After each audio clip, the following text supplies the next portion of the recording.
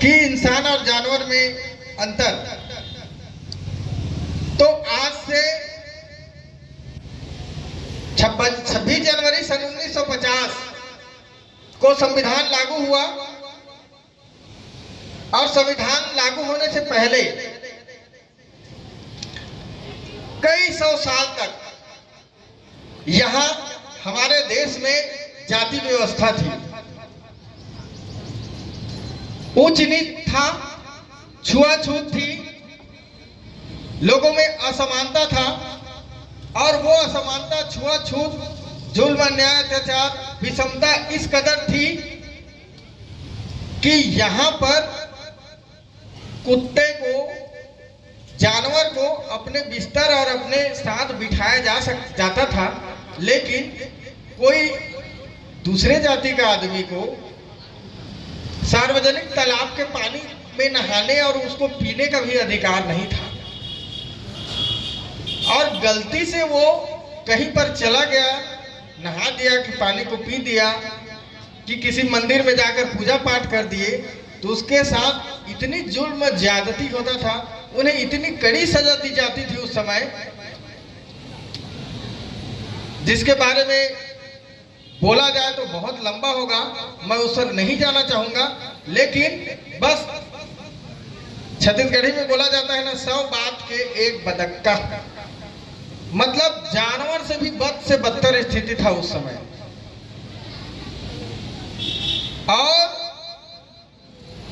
महिलाओं के मामले में बोलूं तो बाबा साहब का जो योगदान है वो सबसे बड़ा योगदान है।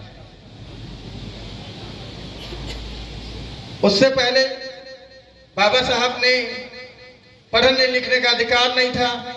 वो किन परिस्थितियों में, कितने दुख और कितने तकलीफों के बाद बाबा साहब पढ़ाई किए, और तमाम जो विषमता थी, छुआछूत और जितनी भी देश के अंदर में बुराई था, असमानता थी, उस सब को खत्म करते हुए, उनका सामना करते हुए उन्होंने भारत का संविधान लिखकर इस देश में सभी लोगों को समान रूप से अधिकार देने का काम किया। मैं ऐसे महापुरुष का इस जन्म में नहीं, कई जन्मों तक उनका ऋण को नहीं चुका पाऊंगा, ऐसा मुझे लगता है।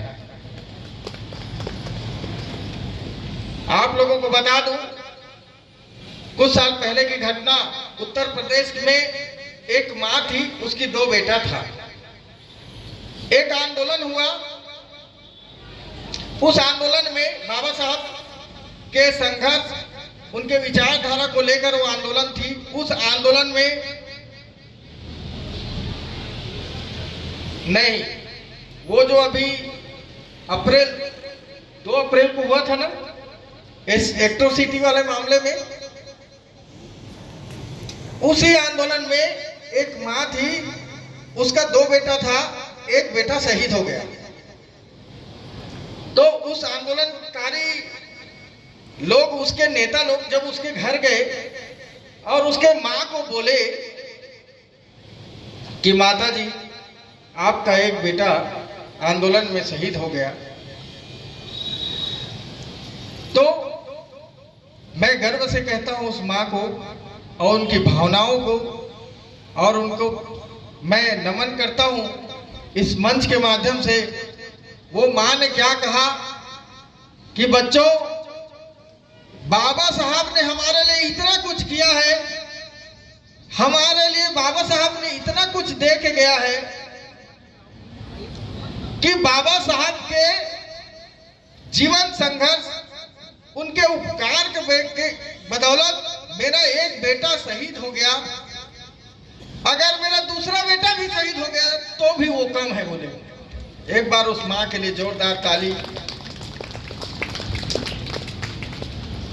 अब मैं अंतिम बात कहना चाहूंगा, फिर हमें हमारे मुख्य अतिथि महोदय को सुनना है, काफी दूर से चलकर आए हैं।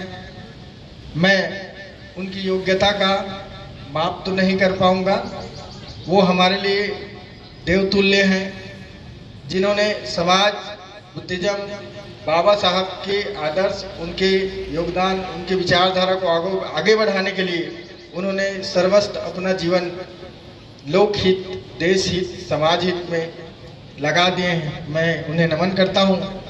तो हिंदू कोड बिल कानून इस देश के किसी भी जाति और किसी भी धर्म के महिलाओं को पुरुषों के समान अधिकार